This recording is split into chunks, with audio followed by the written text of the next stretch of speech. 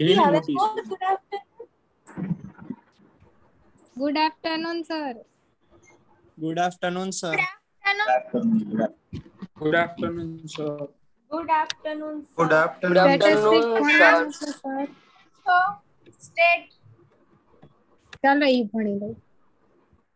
હવે તો સર તમે ખુશ હશો ને, આપણે જલ્દી મળશું બધા ક્લાસ. હા સર. સર સર હવે તો તમે દિવસની વેટ કરતા હશો ને. સર તમે કઈ સમાતા નહીં હોય ને હરખમાં. આતુરતાપૂર્વક.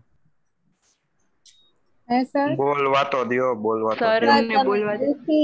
દુખી કેમ સર સર આપણી મજા લે આજે છે. સર ને મૂડ નથી એવું લાગે છે. જોવો એનું સર 5 મિનિટ પછી બોલશે, અત્યારે નહીં બોલ. સર અરે એને બોલવા સેડ દો. લાગે છે આજે. તમે કઈ બોલતા નથી.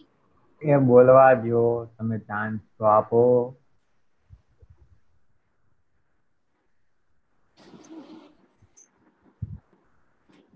ઓલ રાઈટ બાળકો, તો કોન્ટ્રાક્ટ કોસ્ટિંગ આપણે કાલે સ્ટાર્ટ કર્યું હતું આપણા સિલેબસના અંદર. ઓ સર એમાં થિયોરી આપણે ગઈકાલે બધી જે છે એ લખી નાખી. નોરતા કરો છો ઇગ્નોરન્સ લેવલ 100. સર ઇગ્નોર કર્યું આજે. આ શું સર આમ સર કેમ ઇગ્નોર કરો છો આજે? Ignorance is bliss. તને કીધું તું કોઈ બોલવાનું?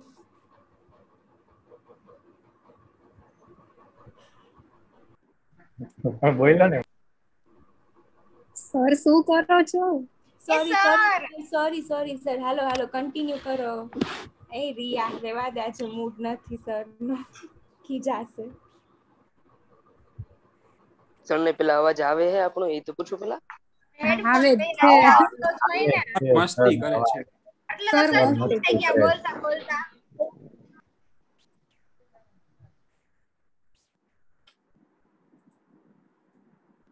સર એવું રિએક્ટ ન કરો.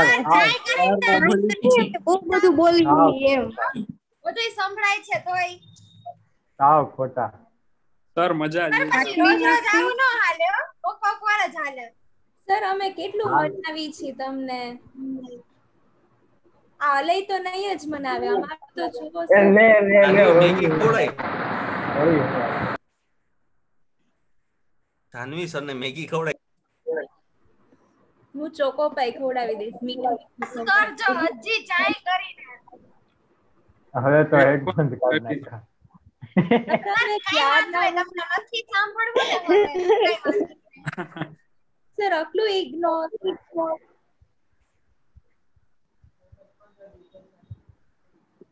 તમે કઈ બોલતા જ આપણે બીજું શું? હેલો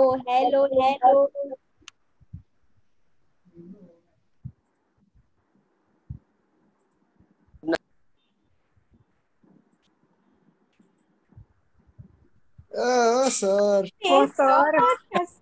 જો તો સર મસ્તી કરે છે, ખારા કરે છે. Sir this is not fair. Sir સાવ આમ ન હોય પછી હવે. Sir this is not fair. હવે બોલશે. Everything is fair in Josefa sir's class.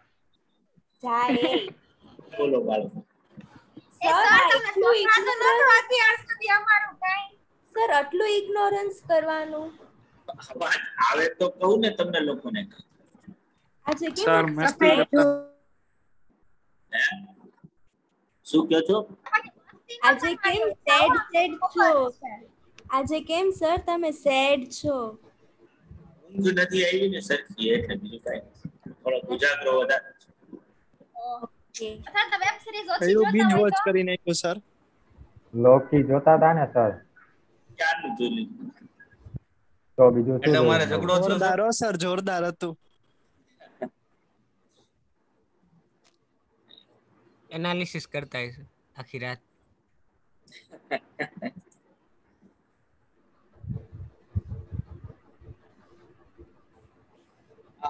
લેવો તો પડશે નહીં લેક્ચર તમારે. હાલશે હા સર તો કઈ લઈ વાંધો લેજો નહીં. સર લ્યો. સર નો લેવો હોય તો. લેવું હોય તો ચાલશે.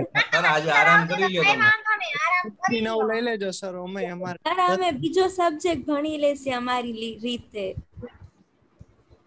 વાંચી લઈ સર. એટલે સર આ જાનવીન તમારો લેક્ચર ભરવાની મજા આવતા હોય ઇન શોર્ટ. નવેમ્બર સુધી આવું ગોઠવી લેશો તમે. નાનું તો સર ફેલ થઈ જશે અમે લોકો.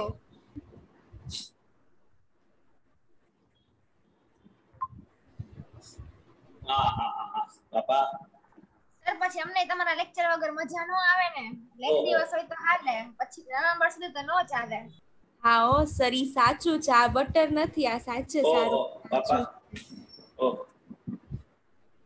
સર તમે રુચિર સરની જેમ ટુવાલ નો લઈ આવતા હો.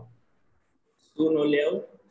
ટોવેલ. ટુવાલ. ડીડી ધોવલ શેના? હા ટોવેલ આંસુ લૂછવા. આંખમાંથી આંસુ આંસુ લૂછો. જર્જરી આવી જાય સર, જર્જરી. રખના જર્જરી આવી જાય. તો બાપા આજ પણ ઊંઘે આખો મારા મગજ ઉપર. સર એક કામ કરો, તમે સાંજે લઈ લેજો, અત્યારે સુઈ જાઓ. હાલશે. ઊંઘ દેખાય જ છે સર તમારા મોઢા ઉપર.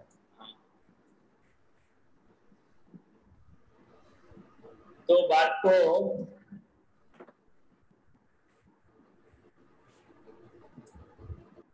સ્ટાર્ટ કરીએ આપણું કોન્ટ્રાક્ટ કોસ્ટિંગ, જે નવું આપણું ચેપ્ટર છે.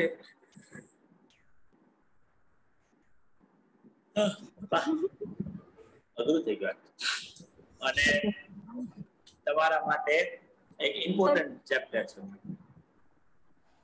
ઓબ્વિયસલી મેં જે નંબર ઓફ ટાઈમ્સ તમને કીધેલું છે કે ભાઈ સ્પેશિયલાઇઝ ગુડ્સ તમે જો બનાવતા હશો તો એવા ગુડ્સ માટેના કોસ્ટ ડિટર્મિનેશન ની અલગ અલગ ટેકનિક છે. કોન્ટ્રાક્ટ કોસ્ટિંગ જે છે આવા સ્પેશિયલાઇઝ ગુડ્સ ની થિયરીનો જ એક પાર્ટ જે છે એ છે કે જેમાં તમારી પાસે એક એક્સપર્ટીઝ નોલેજ છે અને એ નોલેજને તમે વેચી રહ્યા છો. જેમ કે સે ફોર એક્ઝામ્પલ તમે કન્સ્ટ્રક્શન એક્ટિવિટીમાં તમે ડીલ કરો છો અને તમે તમારા ક્લાયન્ટ્સ માટે જે છે એ અલગ અલગ પ્રોડક્ટ કન્સ્ટ્રક્ટ કરીને આપો. જેમ કે તમે રોડ બનાવીને આપો છો, તમે બ્રિજીસ બનાવો છો, તમે ટાઉનશીપ કન્સ્ટ્રક્ટ કરો છો, તમે હોસ્પિટલ, શોપિંગ મોલ્સ, બરાબર.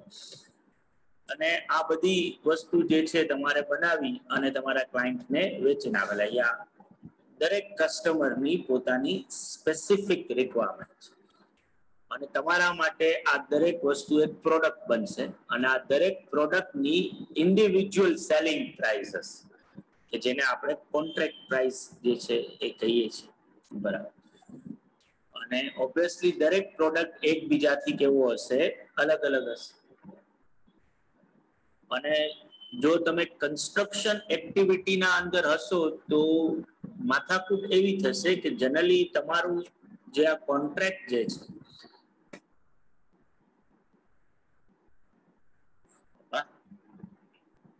એ ઓબ્વિયસલી કોઈ એક જ ફાઇનાન્શિયલ યરમાં સ્ટાર્ટ થાય અને એ જ ફાઇનાન્શિયલ યરમાં પૂરું થઈ જાય એવું જરૂરી નથી. એ કદાચ મોર ધેન 1 યર પણ ચાલે. એટલે પર્ટિક્યુલર પીરિયડના એન્ડમાં તમારી પાસે નંબર ઓફ કોન્ટ્રાક્ટ્સ એવા હોય કે જે તમે કરંટ યરમાં તમે સ્ટાર્ટ કર્યા હોય પણ એ યર પૂરું થાય ત્યાં સુધીમાં એ પૂરા ન થયા. નંબર ઓફ કોન્ટ્રાક્ટ્સ એવા પણ હોય કે જે સ્ટાર્ટ પણ કરંટ યરમાં થયા છે અને પૂરા પણ કરંટ યર થઈ ગયા હોય.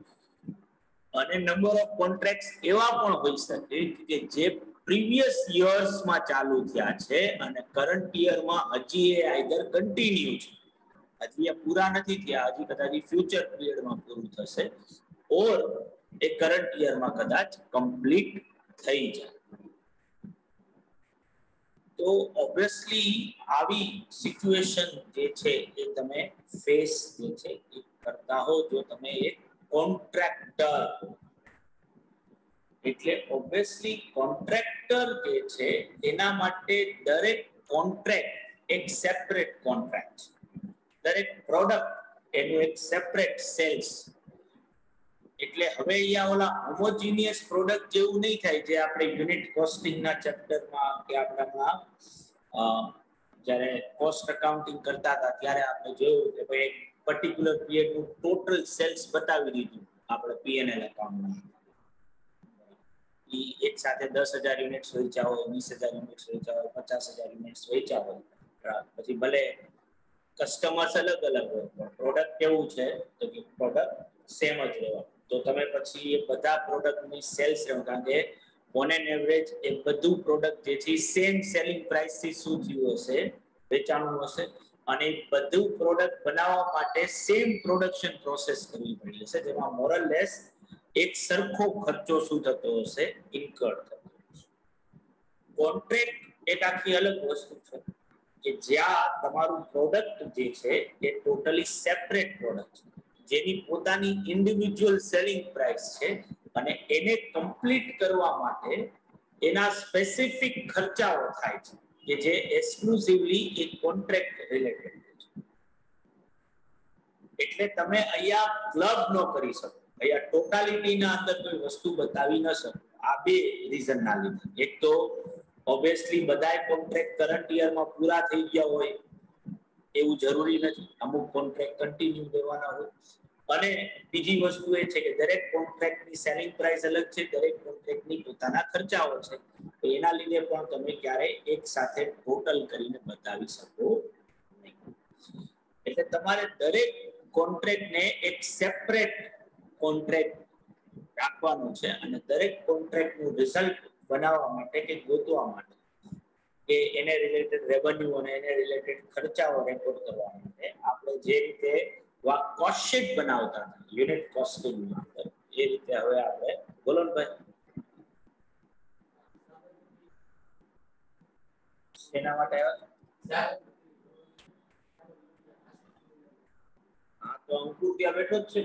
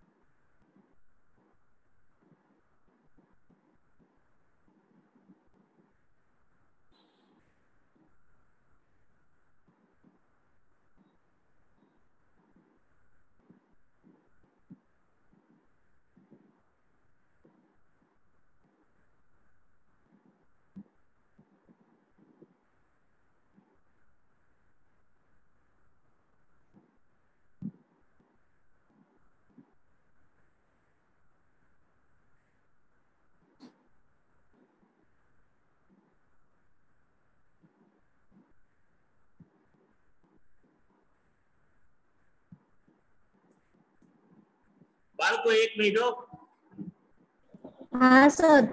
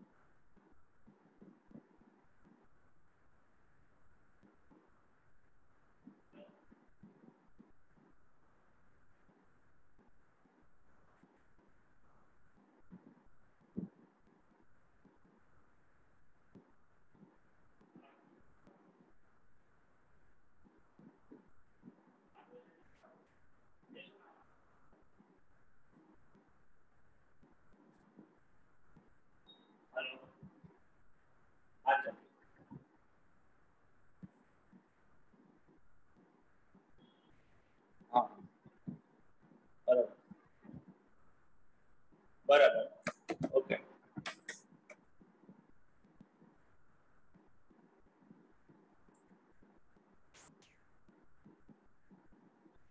ભલે ને તો ઠીક હોય, કદાચ 388 થાય.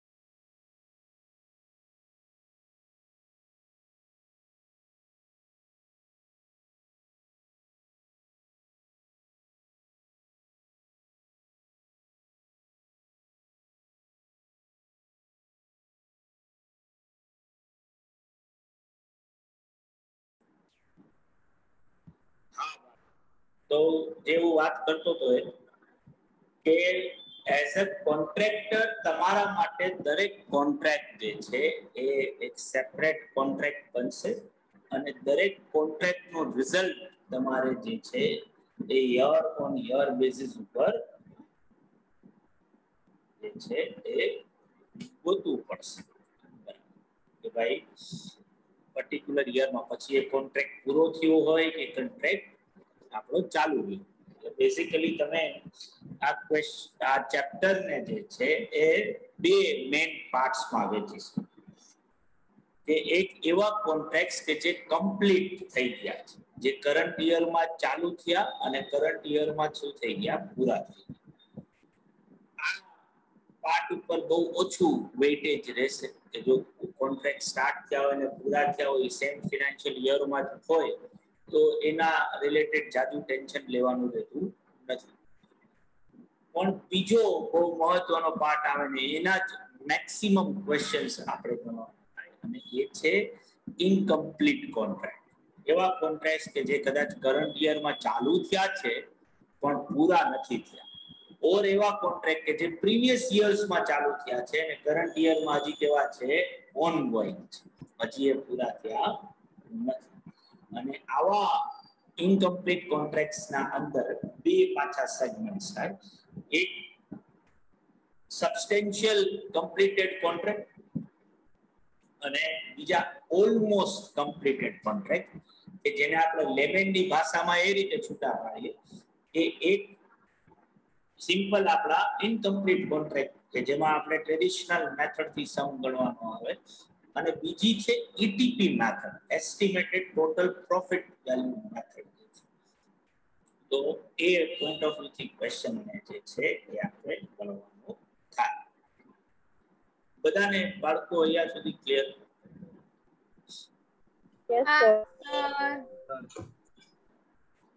તો હવે ઓબ્વિયસલી આપણે કોન્ટ્રાક્ટ જે છે એને રિલેટેડ એક કોન્ટ્રાક્ટ અકાઉન્ટ બનાવવાનું થાય. કોન્ટ્રાક્ટના અંદર બે પાર્ટીઓ, એક કોન્ટ્રાક્ટર અને બીજો કોન્ટ્રાક્ટી. કોન્ટ્રાક્ટી જે આપણા માટે બાયર છે, આપણે ગુડ્સ જે આપણે બનાવશું એ આપણે એને સેલ કરવાના છીએ અને કોન્ટ્રાક્ટર એટલે આપણે, એટલે તમે સાવ લેમેનની ભાષામાં કહો કે જે મેન્યુફેક્ચરર જે છે જે એ વસ્તુનું પ્રોડક્શન કે મેન્યુફેક્ચરિંગ કરી રહ્યો છે. તો ઓબ્વિયસલી અહીંયા ફાયદો એ છે આ ચેપ્ટરના અંદર કે આ મોરલેસ આ પ્રોસેસ આખી તમે જે ફાઇનાન્શિયલ અકાઉન્ટ્સમાં જે કરો છો ને, કોસ્ટમાં પણ ઓલમોસ્ટ ઈ જ અપ્રોચ લેવામાં આવે છે. કોન્ટ્રાક્ટ રિલેટેડ કાંઈ પણ વસ્તુ રિઝલ્ટ કે આપણે ગણવું હોય તો આપણે એના માટે શું કરીએ છીએ તો કે કોન્ટ્રાક્ટ અકાઉન્ટ જ બનાવીએ છીએ, જેના અંદર કોન્ટ્રાક્ટ રિલેટેડ જે કાંઈ ખર્ચાઓ હોય ને એ અકાઉન્ટમાં ડેબિટ સાઇડ લખવાના આવે અને ક્રેડિટ બાજુ જે છે એની સેલ્સ રેવન્યુ અથવા તો એવી વસ્તુ કે જે તમે કેરી ફોરવર્ડ કરી રહ્યા છો, જે રીતે આપણે ટ્રેડિંગ એકાઉન્ટ બનાવીએ છીએ ફાઇનાન્સમાં, મોરલેસ આ કોન્ટ્રાક્ટ એકાઉન્ટ આ ટ્રેડિંગ એકાઉન્ટ છે કે જ્યાં તમે યાદ કરો કે ઓપનિંગ સ્ટોક થી ચાલુ કરતા હતા, પરચેસ ને બધું લખતા, સામે ક્રેડિટ બાજુ સેલ્સ અને ક્લોઝિંગ સ્ટોક કેરી ફોરવર્ડ. આ સેમ વસ્તુ તમને કોન્ટ્રાક્ટ ના પોઈન્ટ ઓફ વ્યૂ થી જોવા મળશે. તો ઓબ્વિયસલી કોન્ટ્રાક્ટ રિલેટેડ આ અકાઉન્ટ ને સમજીએ બરાબર એ પેલા આપણે અમુક બેઝિક થિયોરી આ ચેપ્ટર ની સાથે જો જોડાયેલી છે એક ડિસ્કશનમાં લઈ લઈએ. અને આ અકાઉન્ટ ના અંદર તમે જોશો ને તો જો તમને અહીંયા દેખાશે વર્ક સર્ટિફાઈડ, અહીંયા દેખાશે વર્ક સર્ટિફાઈડ બરાબર. એ જ રીતે અહીંયા પાછું આવશે વર્ક સર્ટિફાઈડ. તો આ વર્ક સર્ટિફાઈડ કોને કહેવાય, વર્ક અનસર્ટિફાઈડ શું છે, રિઝર્વ પ્રોફિટ શું છે, નોશનલ પ્રોફિટ જે છે એ શું થાય. એ ગઈકાલે આપણે ટર્મ્સ લખી પ્રોગ્રેસ પેમેન્ટ, રિટેન્શન મની. તો આ બધી વસ્તુઓનું આપણે પહેલા ડિસ્કશન કરી લીધું, પછી આ કોન્ટ્રાક્ટ એકાઉન્ટને પણ સમજીએ. એ ટર્મ જ્યારે લેશું ને ત્યારે સાથે સાથે આ કોન્ટ્રાક્ટ એકાઉન્ટનું રિલેવન્સ પણ ડિસ્કસ કરતા જઈશું. પણ પહેલા સાવ બેઝિક થિયોરી આપણે કોન્ટ્રાક્ટ રિલેટેડ જો સમજીએ તો ઓબ્વિયસલી કોન્ટ્રાક્ટ્સ જે છે એ બે ટાઈપ્સ ના હોય છે.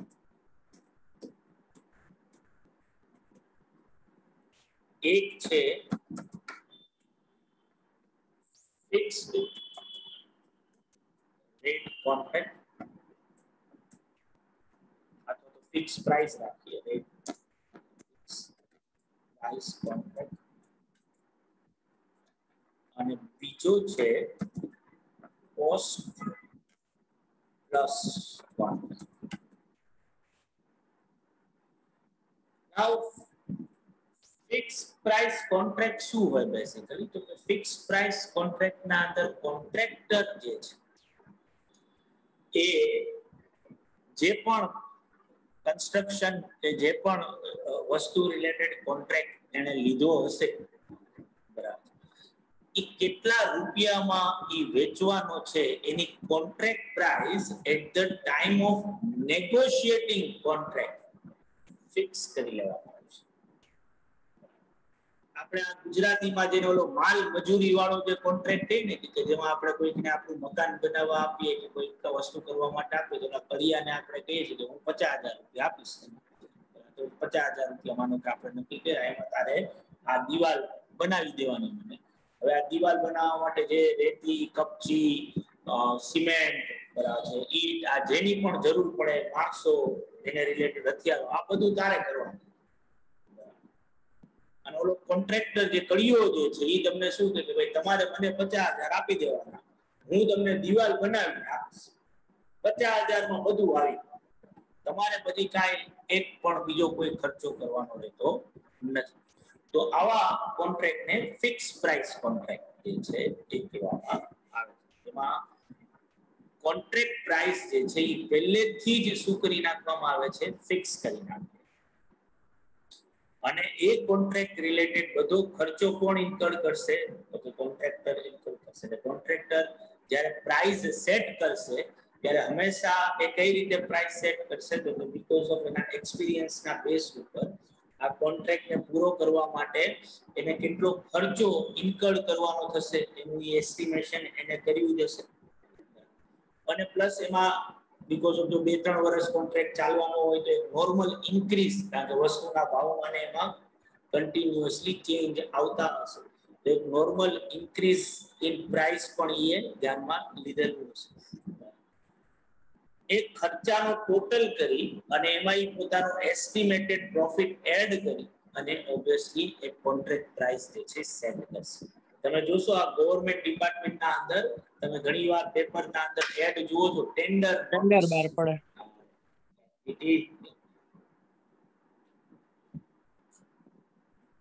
ફિક્સ પ્રાઇસ કોન્ટ્રાક્ટ કે જ્યાં એ કોન્ટ્રાક્ટ રિલેટેડ પ્રાઇસ જે છે એ ઓલો કોન્ટ્રાક્ટર જે છે એ કામ લેશે એ કેટલા રૂપિયામાં પૂરું કરી આપશે ટેન્ડરના અંદર પોતાનો પ્રાઇસ કોટ કરીને આપે છે અને પછી ઓલા લોકો એ ટેન્ડર ખોલે ને એમાં જે એ લોકોને સારું ટેન્ડર લાગે એને કોન્ટ્રાક્ટ આપે. ફિક્સ પ્રાઇસ કોન્ટ્રાક્ટમાં માથાકૂટ એ છે કે જો આ કોન્ટ્રાક્ટ નેગોશિએટ થાય અને પછી ચાલુ થાય એ બે વચ્ચે જો સબસ્ટેન્શિયલ ટાઈમ ગેપ આવી જાય ઓર કદાચ એવી ઇવેન્ટ બને કે જે એક્સેપ્શનલ હતી કે જે કોન્ટ્રાક્ટરે ધારી નહોતી, આના લીધે વસ્તુઓના ભાવમાં અનએક્સપેક્ટેડલી વધારો થઈ જાય તો કદાચ એવું બને કે કોન્ટ્રાક્ટર માટે આ કોન્ટ્રાક્ટ એવો બને લોસ મેકિંગ થઈ જાય કારણ કે ખર્ચાઓ એ એસ્ટિમેટ કર્યા હતા એના કરતા પણ હવે એને કેવા કરવા પડશે, વધારે ઇન્કમ કરવા પડશે. તો એના સેફગાર્ડ સ્વરૂપે કોન્ટ્રાક્ટના અંદર જે છે એ એક્સપ્લેનેશન ક્લોઝ જે છે એ રાખવામાં આવતી હોય છે.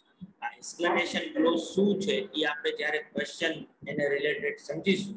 તમારા માટે મોસ્ટ ઇમ્પોર્ટન્ટ થિયરીનો ક્વેશ્ચન પણ થાય છે આ ચેપ્ટરમાં, તો એ આપણે ત્યાં જોઈશું કે ભાઈ એક્સપ્લેનેશન ક્લોઝ શું હોય. એક્સપ્લેનેશન ક્લોઝ આવી બધી વસ્તુના સેફગાર્ડ માટે યુઝ જે છે એ કરવામાં હોય છે. આની સામે બીજો કોન્ટ્રાક્ટ છે જેનું નામ છે કોસ્ટ પ્લસ કોન્ટ્રાક્ટ કે જેમાં કોન્ટ્રાક્ટની પ્રાઇસ પહેલેથી ફિક્સ નથી હોતી, જેમાં કોન્ટ્રાક્ટર એવું કે છે કે જે ખર્ચો થાય ને એના 2% ફીસ લઈશ.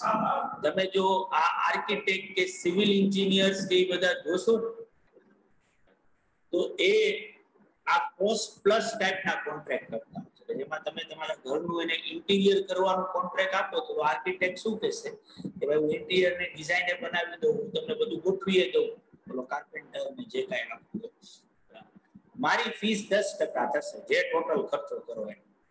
જો હવે તમે 5 લાખનો ખર્ચો કરો એ ઘરને ઇન્ટિરિયર કરવામાં તો તમારે ઓલાને 50,000 વધારાના એક્સ્ટ્રા દેવાના. જો 10 લાખનો કરો તો 1 લાખ દેવાનું.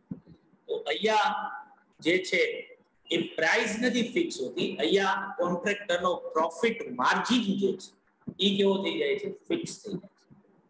એટલે જનરલી કોન્ટ્રાક્ટર ત્યાં જો એક રિયલ વર્લ્ડના પોઈન્ટ ઓફ વ્યૂથી વાત કરીએ તો ઓબ્વિયસલી એનો સૌથી મોટો ઓબ્જેક્ટ શું હોય છે કે બને એટલો ખર્ચો વધારે થાય.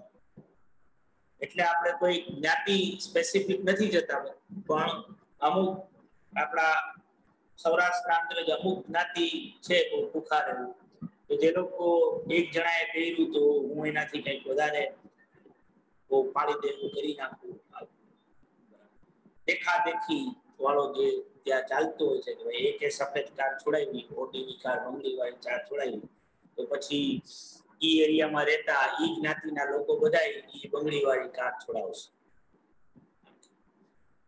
તો એવે ત્યાં આ બધા આર્કિટેક્ટ જે છે આવા લોકો જે હોય છે કે જે લોકો ચર્ચા ચર્ચીમાં હોય છે તો એ આર્કિટેક્ટ એવી વસ્તુઓ ઘરમાં ભરાવે છે આજે જેની અપરન્ટલી કોઈ ક્યારેય જીવનમાં જરૂર નથી પડતી.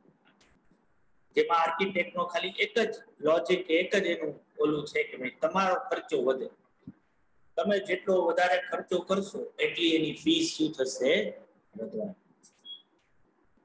એ કોસ્ટ પ્લસ કોન્ટ્રાક્ટ જે છે એ થશે. ફોર્ચ્યુનેટલી બાળકો આપણા કોન્ટ્રાક્ટ કોસ્ટિંગના ચેપ્ટરમાં કોસ્ટ પ્લસ કોન્ટ્રાક્ટના કોઈ ક્વેશ્ચન્સ છે નહીં.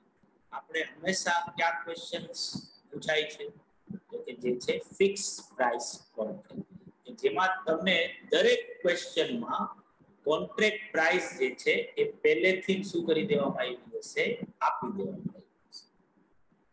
આ કોન્ટ્રાક્ટ પ્રાઇસ જે છે એ કોન્ટ્રાક્ટર માટે શું છે, સેલ્સ રેવન્યુ, એની સેલિંગ વેલ્યુ છે. એ પ્રોડક્ટ જે બનાવીને વેચવાનો છે એની સેલ્સ રેવન્યુ. માથાકૂટ એ થાય કે જો કોન્ટ્રાક્ટ કરંટ યરમાં ચાલુ થાય અને કરંટ યરમાં જ પૂરો થઈ જાય તો કોઈ ટેન્શન જ નથી. તો જે કોન્ટ્રાક્ટ પ્રાઇસ છે એ આપણે કોન્ટ્રાક્ટ એકાઉન્ટમાં એઝ અ સેલ્સ રેવન્યુ શું કરી દેવાની આવે, શો કરી દેવાની. એમાં કોઈ ટેન્શન નથી. ટેન્શન ક્યાં આવે તો કે ટેન્શન આવે એવા કોન્ટ્રાક્ટમાં કે જે ઓન ગોઈંગ છે. માનો કે આજે સે ફોર એક્ઝામ્પલ તમને 50 લાખ રૂપિયાનો કોન્ટ્રાક્ટ મળ્યો છે આ વર્ષ, પણ હજી પૂરો થયો નથી, વર્ષ પૂરું થયું. તો શું આવા કોન્ટ્રાક્ટના અંદર એની સેલ્સ રેવન્યુ આપણે ત્યારે જ રેકગ્નાઇઝ કરશું જ્યારે એ કોન્ટ્રાક્ટ પૂરો થશે. અને એને પૂરો થતા તો કદાચ 3 વર્ષે લાગે અને કદાચ 4 વર્ષે લાગે. એ આપણે કંઈક બીજી એના માટે વ્યવસ્થા કરેલી છે. તો ઓબ્વિયસલી જ્યારે એક આપણે અનકમ્પ્લીટેડ કોન્ટ્રાક્ટ હોય, એક એવો કોન્ટ્રાક્ટ કે જે ઓનગોઈંગ છે, જે કરન્ટ યર એક પર્ટિક્યુલર યર પૂરું થાય છે પણ કોન્ટ્રાક્ટ પૂરો નથી થયો, ત્યાં રેવન્યુ રેકોગ્નાઇઝ કરવા માટે આપણે પર્સન્ટેજ ઓફ કમ્પ્લીશન મેથડનો યુઝ કરીએ છીએ. અકાઉન્ટમાં કરીએ છીએ અને કોસ્ટમાં કરીએ છીએ. આ બે બુકના અંદર આપણે આ સેમ મેથડ યુઝ કરી કારણ કે અકાઉન્ટમાં આપણે A7 કરીશું કન્સ્ટ્રક્શન કોન્ટ્રાક્ટ, એનું નામ જ છે અકાઉન્ટિંગ ફોર કન્સ્ટ્રક્શન કોન્ટ્રાક્ટ. તો ત્યાં આપણે આ સેમ વસ્તુ પાછી ભણશું અને અહીંયા તમે જે બધી ટર્મ્સ કોસ્ટના પોઈન્ટ ઓફ વ્યૂથી ભણો છો એ જ બધી ટર્મ્સ પાછી તમે અકાઉન્ટિંગ સ્ટાન્ડર્ડ્સમાં પણ પાછી તમે એ જોશો. એટલે મોરલેસ કોસ્ટ અને અકાઉન્ટ ફાઇનાન્શિયલ અકાઉન્ટ જે છે as far as contract is concern A 90 to 95% જેટલું બે જગ્યાએ કેવું રહે છે સેમ જ. તો પર્સન્ટેજ ઓફ કમ્પ્લીશન મેથડ જે છે એ બેઝિકલી કન્ટિન્યુઅસ સેલ્સ નો કન્સેપ્ટ છે કે જેમાં આપણે સેલ્સ રેવન્યુ જ્યારે વર્ક 100% પૂરું થાય ત્યારે જ નથી રેકોગ્નાઇઝ કરવાનું. જેમ જેમ વર્ક પૂરું થતું જાય એમ આપણે પ્રપોર્શનેટલી સેલ્સ ને શું કરતા જશું તો કે સેલ્સ ને આપણે રેકોગ્નાઇઝ કરતા જશું. આ મેઇન કન્સેપ્ટ આપણા આ કોન્ટ્રાક્ટ કોસ્ટિંગ ના અંદર જે છે એ આવે છે અને ઓબ્વિયસલી હવે એ જ આપણે બધી વસ્તુઓ સમજવાની છે. તો બધાને બાળકો 100% ક્લિયર ને આવશે. જે મેં તમને આ બ્રહ્મજ્ઞાન આપ્યું હતું બુખાર. હા સર. હા સર. હા સર. હા સર. તો હવે જો વાત કરીએ કે તમારી સર વોઇસ કટ થાય છે.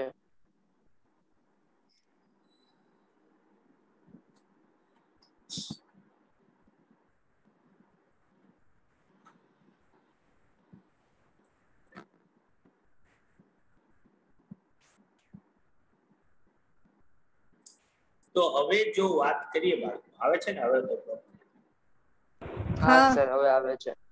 અરે કે તમે એક કોન્ટ્રાક્ટ એક પર્ટિક્યુલર યર માં ચાલુ કર્યો છે. સે for example any contract price 10 lakh રૂપિયાની હતી. યર પૂરું થયું, કોન્ટ્રાક્ટ હજી પૂરો થયો નથી. બરાબર. તો ઓબ્વિયસલી આ કોન્ટ્રાક્ટ રિલેટેડ તમારે શું કરવું પડશે તો કે એનું લેખા જોખા જાણવા માટે તમારે એ સ્પેસિફિક કોન્ટ્રાક્ટ રિલેટેડ એક કોન્ટ્રાક્ટ અકાઉન્ટ તમે બનાવશો.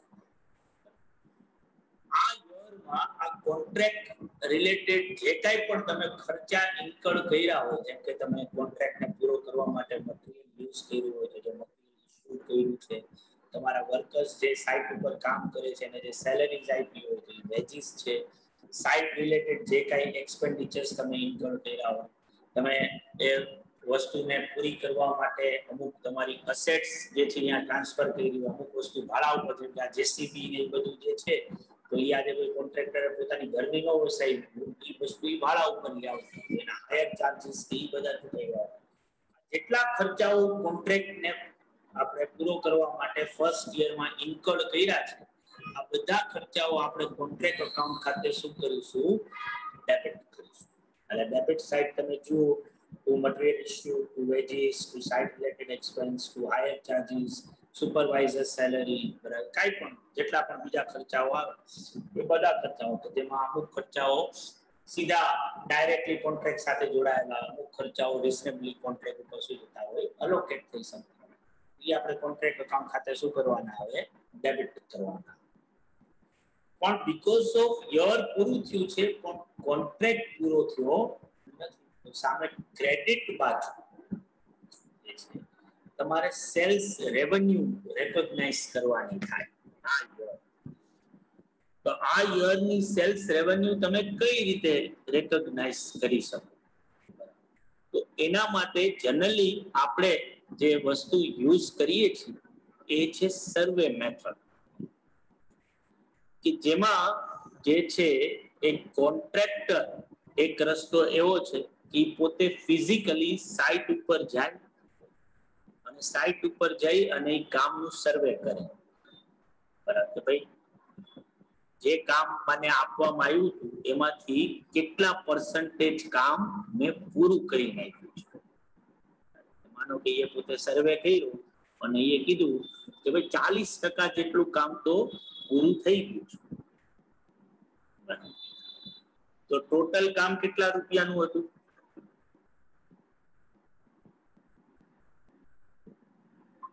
10 લાખ. 10 લાખ રૂપિયા. તો 10 લાખના 40% કરી 4 લાખનું બિલ એ સીધું બનાવીને કોન્ટ્રાક્ટરને મોકલી દેશે કે ભાઈ 4 લાખ રૂપિયા જેટલું કામ થઈ ગયું છે, તું મને એના પૈસા આપ. હા સર. ઓબ્વિયસલી અહીંયા માથાકૂટ શું થાય કે આવું થઈ શકે અને આ જ રીતે ટૂંકમાં ઓલાએ બિલ બનાવીને મોકલ્યું હોય તો કોન્ટ્રાક્ટરે એટલા રૂપિયા જે છે એ ચૂકવી દેવા જોઈએ જેટલા રૂપિયાનું બિલ કોન્ટ્રાક્ટરે મોકલ્યું છે. પણ અહીંયા માથાકૂટ શું થાય તો કે અહીંયા માથાકૂટ એ થાય કે આપણે બધા જે માણસો બાળકો પૃથ્વી ઉપર જ્યારે ઇવોલ્વ થયા ને, બરાબર, અમીબામાંથી જઈ અને આપણે અહીંયા સુધી પહોંચ્યા ને આપણે એવું માનીએ છીએ કે ભાઈ પૃથ્વી ઉપર જે અલગ અલગ સ્પીસીસ આવ્યા અત્યાર સુધી એમાં જો સૌથી બુદ્ધિશાળી સ્પીસીસ હોય તો એ આપણે છે. અને આપણે આવ્યા ને એના પછી આપણે બીજા કોઈ સ્પીસીસને ઇવોલ્વ થવા જ નથી, આપણે બધાને ઉલારી દીધા, જે હતા એને ઉલારી દીધા. બરાબર. અને બીજા કોઈ નવા પછી આપણા પછી આવ્યા. એમાં ઇનિશિયલ કાળમાં માથાકૂટ શું થઈ ગઈ કે ધીમે ધીમે આપણે બધા લોકો સોશિયલ બન્યા, આપણા બધા વચ્ચે કોમ્યુનિકેશન સ્કિલ ડેવલપ થઈ, વાતો કરવાનું ચાલુ કર્યું, અલગ અલગ લેંગ્વેજ નો ઉદય છે અને આ લેંગ્વેજ ના ઉદયે બહુ માથાકૂટ.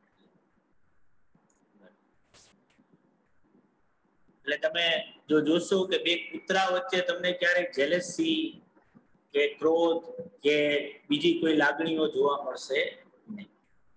પણ બીકોઝ ઓફ આ લેંગ્વેજ ના લીધે માથાકૂટ શું થઈ કે આપણા વચ્ચે ઘણી બધી લાગણીઓ જે છે એ શું કહેવાય રચનાઓ થઈ કે જેમાં આપણે પ્રેમની લાગણી, ક્રોધની લાગણી, ઈર્ષ્યાની લાગણી, આ બધી લાગણીઓ આપણા વચ્ચે આવી. પણ સૌથી પાડી દે એવી જો કોઈ લાગણી આપણા વચ્ચે જો આવી ને, એ છે ડિસ્ટ્રસ્ટ. આ પૃથ્વી ઉપર આપણે જે કેવા એનિમલ છીએ કે જેને એના જેવો જ લાગતો એક બીજો માણસ, કે જેને પણ ભગવાને બે હાથ આપ્યા છે, બે પગ આપ્યા છે, આપણા જેવું મોઢું, નાક, કાન બધું આપણા જેમાં આપણી ભાષામાં બોલતો હોય, પણ મને એના ઉપર 1% ભરોસો નથી. આવું તમને બે કૂતરા વચ્ચે નહીં જોવા મળે. જો તમે નોટિસ કરવું હોય તો તમે નોટિસ કરી શકો કે આજે એક કૂતરું જો ભસવાનું ચાલુ કરશે ને, એક બીજું કૂતરું ત્રીજી ચોથી શેરીમાં હશે, ત્યાંથી ઓલાનો જો અવાજ એને ત્યાં લગી પહોંચશે ને, એને ખબર નહીં હોય કે આ ભાઈ ક્યાં લોચામાં પડ્યો છે કે શું છે, ખાલી હૈસો એટલે એ ભાઈ ત્યાંથી દોડવાનું ચાલુ કરી દે અને એ બસતો આવી.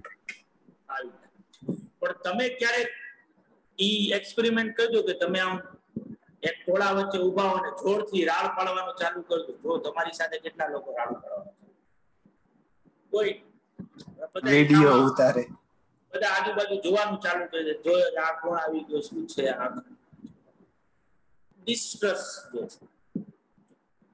એટલે ઓબ્વિયસલી જ્યારે કોન્ટ્રાક્ટર પોતે સર્વે કરીને બિલ મોકલે ને તો કોન્ટ્રાક્ટીને શું ફિલિંગ આવે? તો કે કોન્ટ્રાક્ટીને ફિલિંગ આવે કે આ મારા બેટાને અત્યારે પૈસા વધારે જોઈશે ને, એટલે આ બિલ જે છે ઈ એક્ઝાજરેટ કરીને જ મોકલું હશે. આટલું કામ એકચ્યુઅલમાં થયું જ નહીં હોય તો મારો બેટો 40% કરી રહ્યા. એટલે મોરલેસ એ કદાચ મેથડ જે છે એ થોડી ઘણી કન્ફ્લિક્ટનું રીઝન બને કોન્ટ્રાક્ટર અને કંપની વચ્ચે. તો આની જગ્યાએ બીજો રસ્તો શું છે કે આપણે કોન્ટ્રાક્ટીને બોલાવીએ સાઇટ પર અને એને કહીએ કે ભાઈ તું જોઈ લે કેટલા ટકા કામ પૂરું થયું, તું કેટલા ટકાનું બિલ બનાવી દે.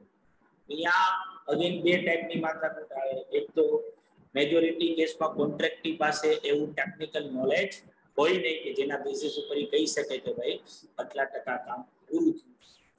અને બીજું, જે કોન્ટ્રાક્ટરે બિલ બનાવીને આપ્યું હતું ત્યારે જે કોન્ટ્રાક્ટીને ફિલિંગ આવી હતી એવી જ સેમ ફિલિંગ કોને આવે? કોન્ટ્રાક્ટરને આવે. આજે ઓલો જો 30% બિલ બનાવવાનું કે તો કોન્ટ્રાક્ટર શું કે ભાઈ આ ડોબાને શું ખબર પડે, ભાઈ 40% જેટલું કામ કરે, આને ઓછા પૈસા દેવા છે એટલે અત્યારે મને 30%નું કમ્પ્લીશન મળે છે.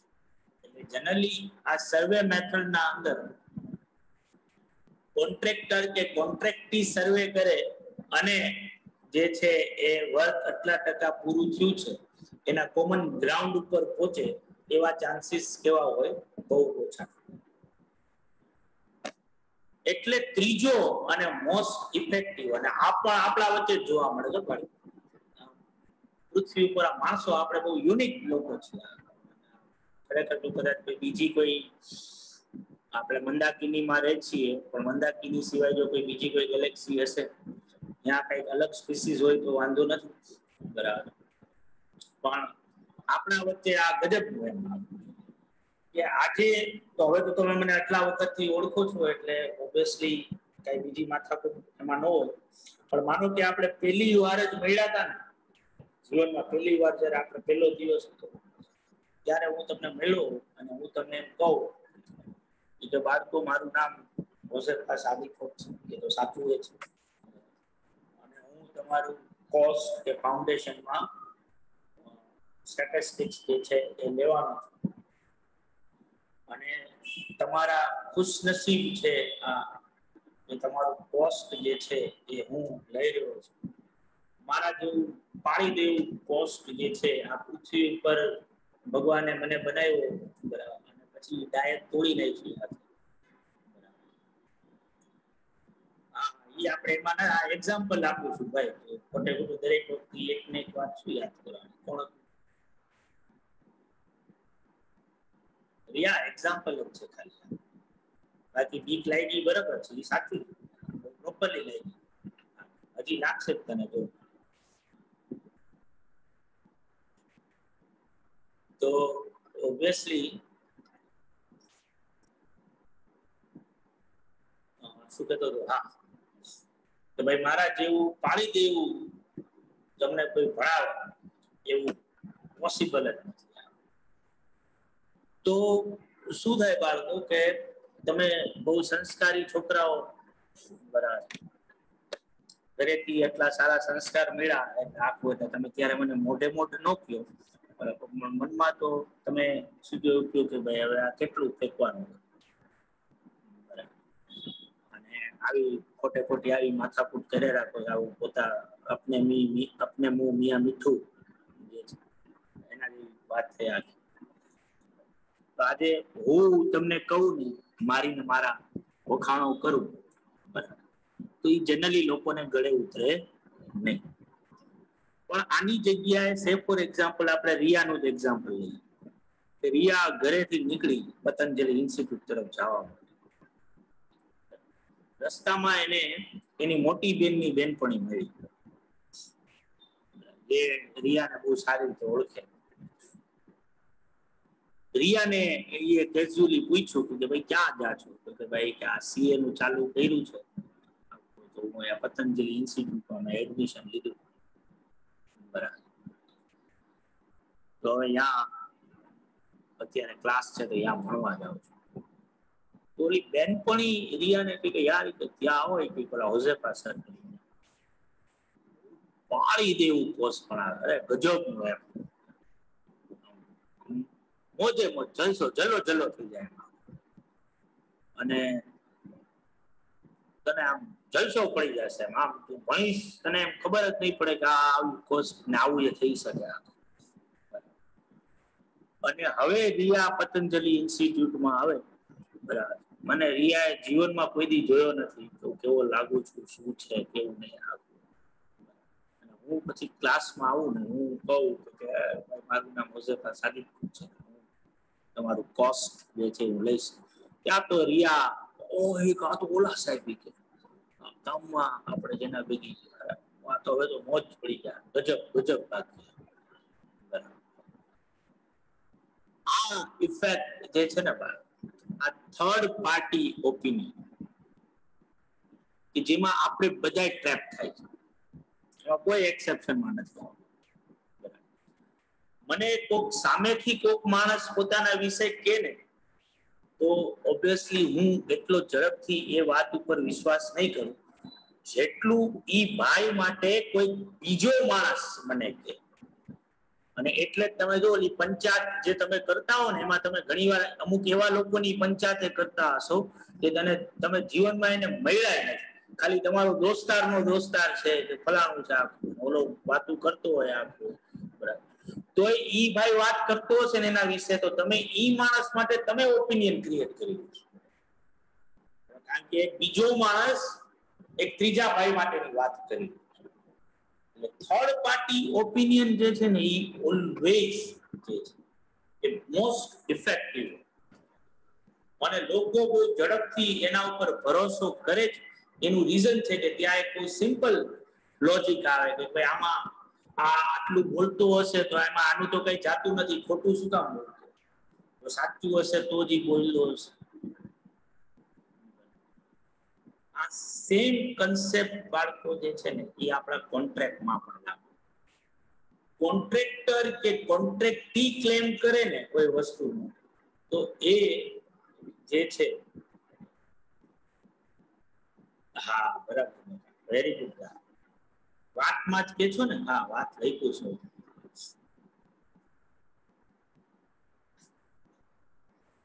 તો કોન્ટ્રાક્ટર કે કોન્ટ્રાક્ટી ક્લેમ કરે ને તો કદાચ એ વસ્તુ જે છે એ આપણે માનવા તૈયાર ન થાય, ઇન્ડિવિજ્યુઅલી લોકો એકબીજાનું કદાચ ન માને.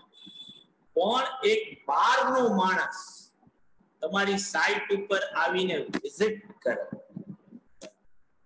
કોઈ સિવિલ એન્જિનિયર કે કોઈ આર્કિટેક્ટ, અને એ તમે જે વર્ક કર્યું છે એનું ઈ સર્ટિફિકેશન આપે કે ભાઈ મારા મુજબ આ 40% જેટલું વર્ક પૂરું થઈ ગયું લાગે છે, તો આ વસ્તુ એક્સેપ્ટેબલ હોય બંને પાર્ટી, કોન્ટ્રાક્ટર અને કોન્ટ્રાક્ટર.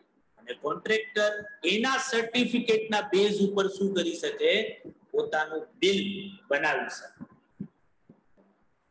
આવા સર્ટિફિકેશનને આપણે શું કહીએ છીએ, વર્ક સર્ટિફાઈડ. વર્ક સર્ટિફાઈડ શું છે તો કે it's a work done and certified by competent authority. એટલે જો મારી 10 લાખનો કોન્ટ્રાક્ટ હોય અને મને જો વર્ક સર્ટિફિકેશન 40% નું મળ્યું હોય તો હું મારા કોન્ટ્રાક્ટ અકાઉન્ટમાં વર્કિંગ પ્રોગ્રેસના ટાઇટલ નીચે એટલા રૂપિયાનું ક્રેડિટ સેલ્સ બતાવી દઈશ, હું બિલ બનાવી નાખીશ 4 લાખ રૂપિયા, જેને હું શું કહીશ, વર્ક સર્ટિફાઈડ. બરાબર, આ 4 લાખ રૂપિયાની મારી શું થઈ ગઈ, ઇન્કમ આ વર્ષની થઈ. બધાને સમજાણું બાળકો? હા સર. Yes sir. હા સર. તમારે કોઈ ચિંતા એટલા માટે નથી કરવાની, તમને ક્વેશ્ચનમાં વર્ક સર્ટિફાઈડ આપ્યું છે એટલે તમારે એ ચિંતા નથી કરવા જવાની કે આ સર્ટિફિકેશન કોણે બનાવ્યું, કોન્ટ્રાક્ટરે બનાવ્યું, કોન્ટ્રાક્ટીએ બનાવ્યું કે કોઈ ત્રાહિત માણસે કરાવ્યું. પણ વર્ક સર્ટિફાઈડ નો મતલબ શું છે તો કે પર્ટિક્યુલર યર એન્ડ સુધીમાં કેટલા ટકાનું વર્ક જે છે એ કોન્ટ્રાક્ટર અને કોન્ટ્રાક્ટી મુજબ પૂરું થઈ ગયું છે. જો એ પૂરું થઈ ગયું હોય તો કોન્ટ્રાક્ટરે એટલું પ્રપોર્શનેટ સેલ્સ કરી જ નાખ્યું છે એમ જ માનવાનું આવે. અને ઓબ્વિયસલી એટલા રૂપિયા આપણે આપણા કોન્ટ્રાક્ટ એકાઉન્ટમાં શું કરી નાખશું, ઇન્કમ તરીકે રેકોગ્નાઇઝ જ કરી નાખશું. પણ આ જે ઇન્કમ આપણે બતાવીએ છીએ ને બાળકો, આ બેઝિકલી ક્રેડિટ સેલ્સ અને આ ક્યુમ્યુલેટિવ બતાવવાનું હોય છે. ફર્સ્ટ યરમાં 40% નું વર્ક પૂરું થયું તો તમે વર્ક સર્ટિફાઈડ તરીકે કેટલા ક્રેડિટ કરશો? 4 લાખ. 40%. 4 લાખ રૂપિયા. જો 10 લાખ રૂપિયાનું કોન્ટ્રાક્ટ પ્રાઇસ હોય, બીજા વર્ષમાં તમને 70% સર્ટિફિકેશન મળ્યું તો વર્ક સર્ટિફાઈડ તરીકે કેટલા લખવાના? અહીંયા 7 લાખ. ત્રીજા વર્ષે 90% નું મળ્યું તો કેટલા લખશો? 9 લાખ. તો માથાકૂટ શું થશે કે પહેલા વર્ષે 4 લાખ ક્રેડિટ કર્યા, બીજા વર્ષે 7 લાખ, ત્રીજા વર્ષે 9 લાખ, તો ટોટલ થઈ ગયા 20 લાખ રૂપિયા, જ્યારે ઓરિજિનલ કોન્ટ્રાક્ટ પ્રાઇસ 10 લાખ રૂપિયાની છે ઓવરઓલ. બરાબર. એટલે શું થશે તો કે આ જે 4 લાખ રૂપિયા તમે અહીંયા લખો છો ને ક્રેડિટ ઇન્કમ તરીકે, ઈ તમે કેરી ફોરવર્ડ કરશો અને જ્યાં સુધી કોન્ટ્રાક્ટ તમારો પૂરો નહીં થાય ને ત્યાં સુધી બેલેન્સ શીટમાં એની બેલેન્સ આવશે. કરંટ અસેટ્સ ના ટાઇટલ નીચે WIP નું અકાઉન્ટ બનાવવાનું કોન્ટ્રાક્ટ રિલેટેડ, અને એમાં વર્ક સર્ટિફાઈડ જેટલા આ વર્ષમાં જેટલા રૂપિયાનું થયું હોય ઈ બેલેન્સ આપણે અહીંયા લખીશું 4 લાખ રૂપિયા. અને હવે જ્યારે નેક્સ્ટ યર આ કોન્ટ્રાક્ટ પાછો ઓપન કરીશું, ત્યારે નેક્સ્ટ યર આ કોન્ટ્રાક્ટ માટેનું સેકન્ડ યર બનશે, તો ત્યારે આ કોન્ટ્રાક્ટ આપણે ઓપન જ કરીશું ટુ બેલેન્સ બ્રોટ ડાઉન ના નામે. અમુક બેલેન્સીસ કોન્ટ્રાક્ટ રિલેટેડ જે હતી કે જે ફર્સ્ટ યર ના કોન્ટ્રાક્ટ માંથી શું કરી હતી? કેરી ફોરવર્ડ કરી. ઈ આપણે સૌથી પહેલા અહીંયા લખશું. એટલે હું સૌથી પહેલા અહીંયા શું લખીશ? વર્ક સર્ટિફાઈડ 4 લાખ રૂપિયા. અને હવે સેકન્ડ યર ના એન્ડમાં જો 70% નું વર્ક સર્ટિફિકેશન મળ્યું હોય ને તો સેકન્ડ યર માં આ કોન્ટ્રાક્ટ અકાઉન્ટ જ્યારે બનતું હશે ત્યારે ક્રેડિટ બાજુ બાય WIP ના ટાઇટલ નીચે વર્ક સર્ટિફાઈડ કેટલા રૂપિયાનું લખીશ? 7 લાખ. તો 7 લાખ ક્રેડિટ થયા અને 4 લાખ ડેબિટ થયા, તો આપોઆપ જ કરંટ યર ની ઇન્કમ કેટલી થઈ ગઈ? 3 લાખ. અને હવે સેકન્ડ યર નું આ 7 લાખ રૂપીસ કેરી ફોરવર્ડ થશે અને એ સેકન્ડ યર ના બેલેન્સ શીટમાં આવશે. અને જ્યારે થર્ડ યર માં પાછું આ કોન્ટ્રાક્ટ અકાઉન્ટ ઓપન થશે ત્યારે વર્ક સર્ટિફાઈડ તરીકે હું કેટલી બેલેન્સ અહીંયા બતાવીશ? 7 લાખ રૂપીસ ની, અને સામે 9 લાખ રૂપિયા બતાવીશ. એટલે આપોઆપ ત્રીજા વર્ષની ઇન્કમ કેટલી થઈ ગઈ? 2 લાખ. 2 લાખ. એટલે તમે જોશો કે અહીંયા વર્ક સર્ટિફાઈડ આવે છે અને અહીંયા ફર્સ્ટ યર નું જો કોન્ટ્રાક્ટ અકાઉન્ટ હોય તો આ ટુ બેલેન્સ બ્રોટ ડાઉન જેવું કોઈ ટાઇટલ આવે નહીં, પણ સેકન્ડ યર ઓનવર્ડ્સ થી તમારે અમુક બેલેન્સીસ શું કરવી પડશે? કોન્ટ્રાક્ટ અકાઉન્ટમાં કેરી ફોરવર્ડ કરીને બતાવવી પડશે. અને એટલે જ આપણે જે તે યર ના કોન્ટ્રાક્ટ અકાઉન્ટમાંથી ઈ બધી બેલેન્સ કેરી ફોરવર્ડ કરીને ક્યાં લઈ જઈએ છીએ? બેલેન્સ શીટમાં લઈ જઈએ. બધાને એટલે બધાને સમજાવવાનું બાળકો આવો છો? હા સર. હા સર. તો બાળકો જરાય મન નથી થતું, પણ મારો લેક્ચર છે બેક ટુ બેક પાછો, એટલે સર નીંદર ઉડી ગઈ ને? અરે ગજબની વાત. તો વર્ક સર્ટિફાઈડ આપણે આજે સમજ્યા, હવે કાલે જ્યારે મળશું ત્યારે બાકીની ટર્મ્સ સમજીશું. આવજો બાળકો. આવજો સર. આવજો સર. આવજો સર.